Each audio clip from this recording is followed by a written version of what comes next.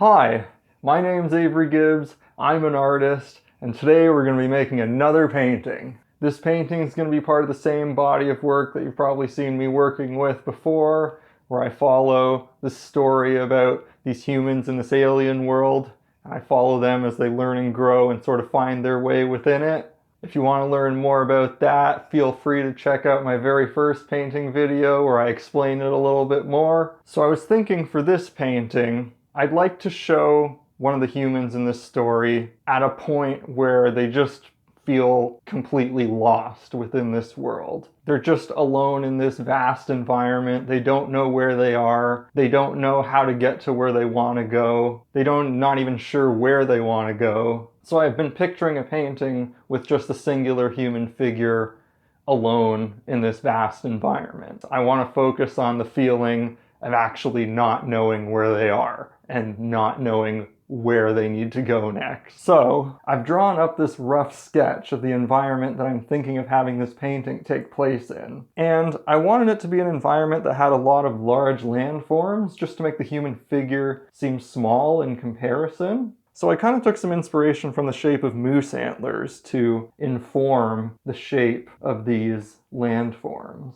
I'm not even sure if I should call them landforms or if I should call them plants, because on the one hand, their organic shape sort of makes them seem like something that would have grown, maybe like a plant would. But then as you get further into the distance, they almost seem more mountainous. But I guess I'll wait till the end to decide. Once I've spent time with them and worked with them, then I'll decide what I think they really are. And I haven't actually added the human figure into the composition yet, but they'll be in there, small, in the foreground. And so this painting is going to be on the bigger side. I'm going to be using a 30 by 40 inch canvas. And as you can see, I've already put a purple undercoat on this canvas. If any of you watched the video where I made that painting right there and behind me, you might remember that I said I almost never use base coats on the canvas because I find I can't get my colors to be as bright. But for this painting, I just thought, what the heck, we'll try it again, we'll see how it goes. I will say it was kind of tedious having to fill in all those little white gaps that were left where the white canvas was showing through at the end on the last painting when I didn't use an underlayer. So I'm going to try doing this method this time around, and maybe I'll compare the two at the end.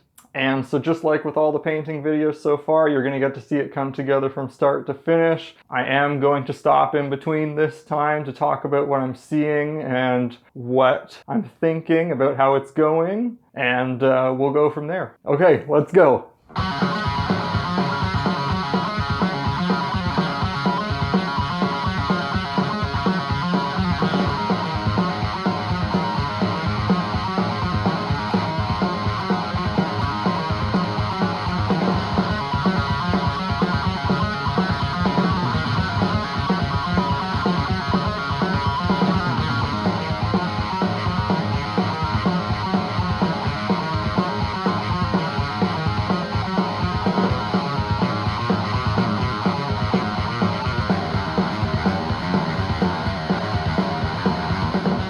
Alright, so far I feel pretty good about how it's going. So one of the main benefits to painting on top of an underlayer of color, especially if that color is a mid-tone, is that it makes it a lot easier for you to establish your light and dark values early on in the painting process. One of the most challenging things about painting directly onto a white canvas is that as long as you still have some of the white canvas showing, it's going to make everything else that you have painted on there look darker in comparison than it's actually going to look once all the white of the canvas is covered up. So it makes it a little tricky to evaluate your light and dark values until the canvas is completely covered. Painting on top of a mid-tone underlayer is a good strategy to help with that. And so now I'm just going to keep going with these big antler forms that I've got, and I'm just going to keep working my way into the background. Alright, let's keep going.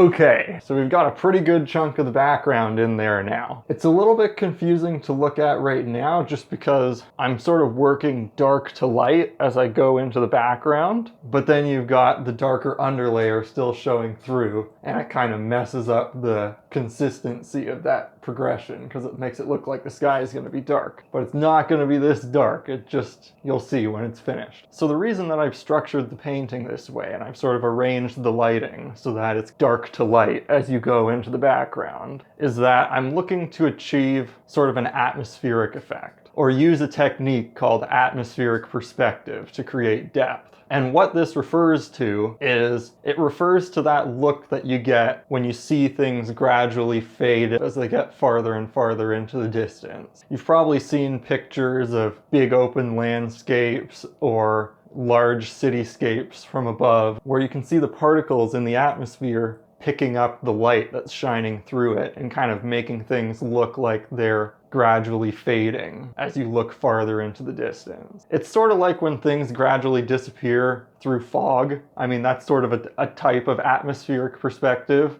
It's just a really intense version of it, I guess, or an exaggerated version maybe. Looking into fog is a kind of atmospheric perspective. I'm just not looking to go for something quite that dramatic. And you achieve this effect by lightening your shadows as you get farther and farther into the background, and also lessening the contrast as you get deeper into the background. It'll make more sense too once I finish the background. Man, I've got a little bit of a dry voice today. And so that's what I'm going to do right now. I'm going to keep working into the background, hopefully finish the background, get all that purple area filled in. Then the depth in the painting will start being more evident. Okay, let's keep going.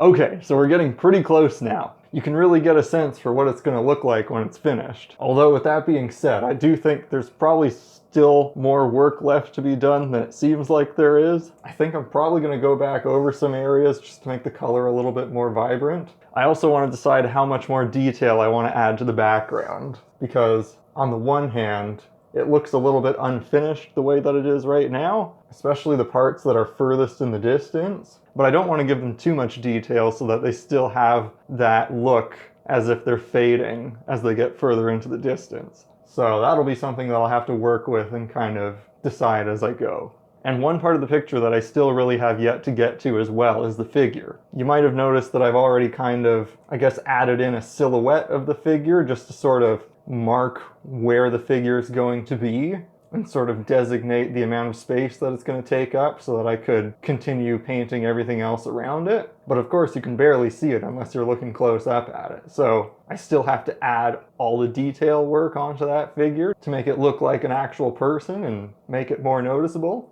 The tricky thing about painting figures or about painting people in your paintings is that there tends to be a lot in the body language of a figure or a person that you don't necessarily think too much about, but has a big effect on how you end up reading them. So it usually takes me a couple tries when I'm adding a figure into a painting to actually get the body language right to where it reads the way that I want it to. Most of the time I actually draw out the figure on a separate piece of paper just to sort of pick up on some of the subtleties in their body language that may or may not be causing the figure to read the way that I want it to. And it's easier to work through all that when you're just drawing on a piece of paper than it is to keep repainting it in the painting. So this is my piece of paper with my figures drawn out, where I was trying to figure out how to make my guy here seem like he's lost. So I don't know if you can see, but the first figure was okay, but he kind of looked a little bit too relaxed. So I ended up deciding, well, what if I just tried to give him a little bit more of a hunched position to make him look a little bit more like he might be, you know, a little bit stressed out or a little bit tired, have a little bit more weighing on him. And as a result, I think that the figure with the more hunched position, or the figure with their head positioned more forward, seems more like they're lost than the first figure that I drew. So yeah, that's a little bit of background on my process for that. So I'm going to work on painting the figure in. I'm going to go back over some areas, add some color, add some detail where I think it's necessary. I think that should hopefully be it for this one. I think it should be done after that. But we'll see. There almost always ends up being more work at the end than I expected originally. But we'll start with what I said and we'll see how it goes. All right, let's finish this.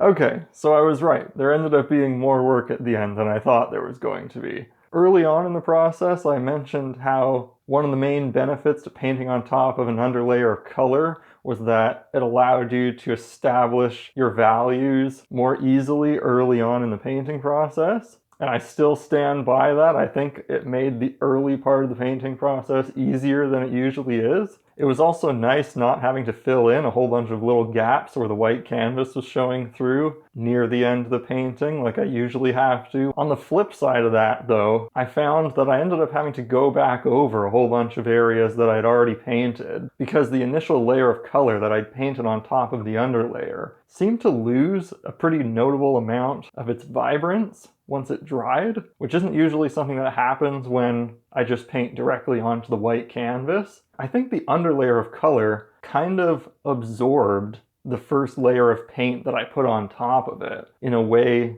that the white canvas doesn't usually do. And as a result, the first layer of paint that I put on there kind of lost a bunch of its vibrance once it dried. And so I pretty much had to go back over everything in the foreground of the painting and some of the middle ground just to reestablish the color that I had on there originally before it dried. And I think the end result turned out really well, because I think that the parts that I went back over ended up turning out better than they would have had they just stayed the same as they were when I originally painted them. And the fact that the background of the painting lost a little bit of its vibrance too when it dried actually helps to make it sit further back in the painting and plays into the atmospheric effect that I was going for. So in the end, I think it all turned out pretty great. I guess my main takeaway then would be painting on top of the underlayer of color compared to painting on top of just a white canvas. The underlayer of color helps the painting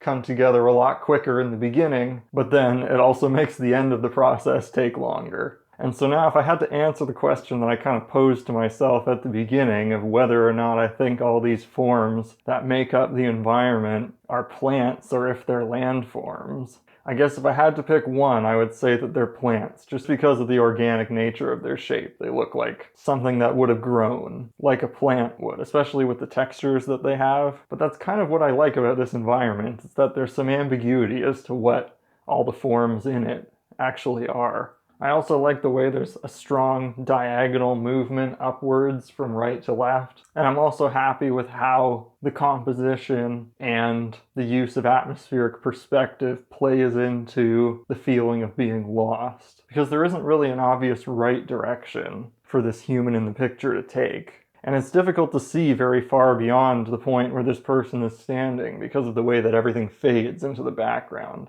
You know, for all that this person in the picture knows, this environment could just continue forever in any one direction. So I think that really helps convey the feeling and the storyline of this painting and helps to make it successful. All in all, I'm really happy with how this painting turned out. I think it fits in with the rest of the body of work that it's a part of, but at the same time, it brings something new to it. I actually already have another idea that builds off of this painting that I think I'm going to use for my next video, but I'm not going to spoil it right now. So if you want to find out what that idea is, be sure to check out the next video. Anyway, that's it for this video. Make sure to click the like button if you liked the video, leave a comment if you really liked it, subscribe if you want to see more videos like this one. If you're interested in checking out the rest of the body of work that this painting is from, it's all on my website, averygibbs.com. Link will be in the description. Thank you so much for watching. As always, take care, and I'll see you in the next video.